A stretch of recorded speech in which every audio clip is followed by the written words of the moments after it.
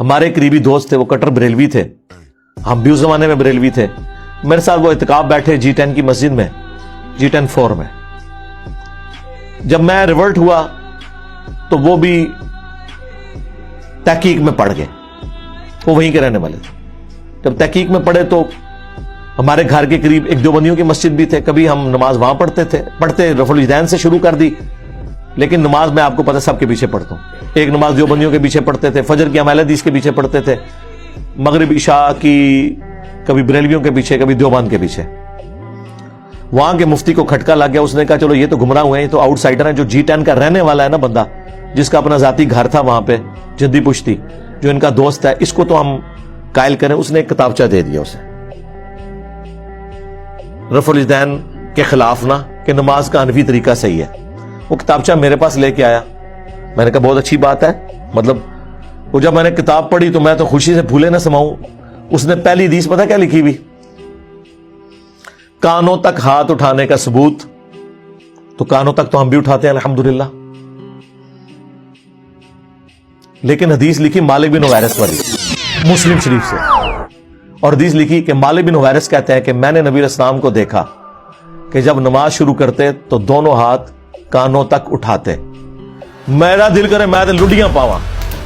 ہاں میں کہ ایسے ہی رک جا کے تو کتاب ٹرنی نہیں. یہ حدیث میں نے کہا میں اوریجنل نہ دیوبند اور بریلویوں کی کتاب مسلم شریف جو ترجمے کے ساتھ ہے اس میں سے تجھے دکھاؤں گا اور تو نے خود رفع الدین شروع کر دینا ہے. کہتا ہے کیسے؟ میں نے کہا یہ دیکھ, انہوں نے آدھی حدیث لکھی ہوئی ہے, اس کے آگے لکھا ہوا ہے جب رکوع میں جانے لگتے تو کانوں تک ہاتھ اٹھاتے, اور جب رکوع سے سر اٹھاتے تو کانوں تک ہاتھ اٹھاتے. یہ مالک بن حویرث بھی تو ہماری پوری نماز کا طریقہ ہے, صلو کما رأیتمونی اصلی. ہمیں اور کیا چاہیے؟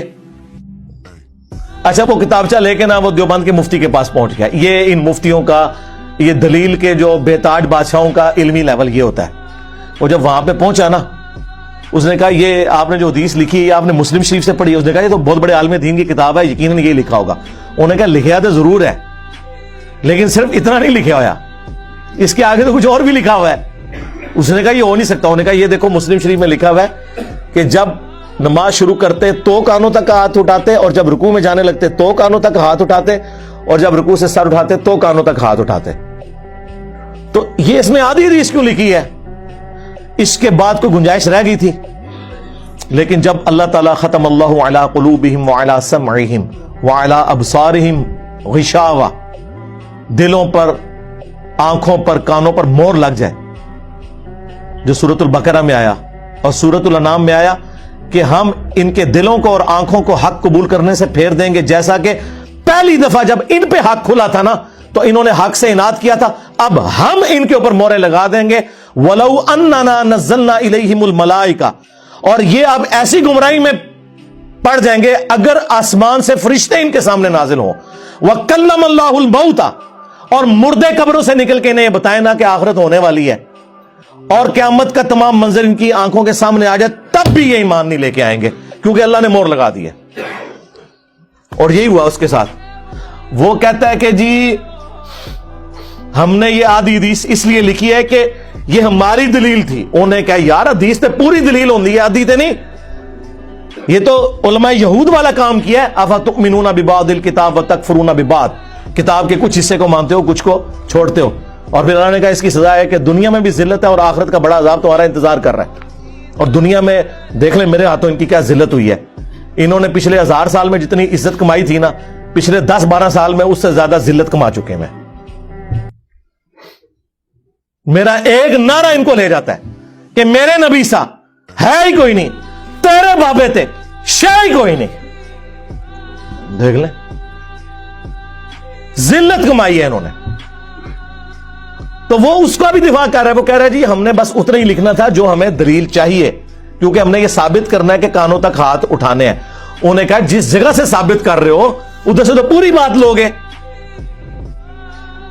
یہ ہو سکتا ہے کہ آپ قرآن سے آدھی بات لیں کہ نماز کے قریب مت جاؤ, اور آپ کہیں کہ میں نے یہی بات ثابت کرنی تھی کہ نماز کوئی ضروری نہیں.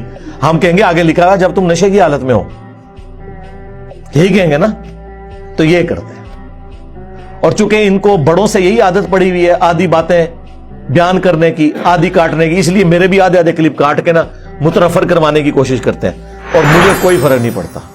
میں نے آپ کو بارہا بتایا کہ مجھ سے بچنے کا طریقہ یہ ہے کہ اپنی زبانیں بند رکھیں۔ اگر زبان آپ کھولیں گے میں تو کار تک پہنچا کے آواں گا، منجی ٹھوک دیں گا تہاڈی میں، ذہن چ رکھیو، بلکہ ٹھوک دیتی ہے اللہ کے فضل نال۔ جتنا بولو گے، جتنا چیخو گے، کیونکہ میں نے تو پھر جواب دینا نا، آپ میرے پہ الزام لگائیں گے تو میں آپ کو پھر کلیئر کروں گا کہ بھائی یہ بات لکھی ہوئی تھی، یہ تو یہ کہہ رہے تھے۔ تو اینڈ رزلٹ یہ ہے کہ جھوٹے بندے کی تو ایک نہ ایک دن موت ہو ہی جاتی ہے، اور ذلت کی موت ہوتی ہے، جس طرح ان فرقوں کی موت ہوئی ہے۔ الحمدللہ۔ صلو علی محمد وآل محمد، اللہم صلی علی محمد وعلی آل محمد واصحاب محمد وازواج محمد وامت محمد اجمعین الی یوم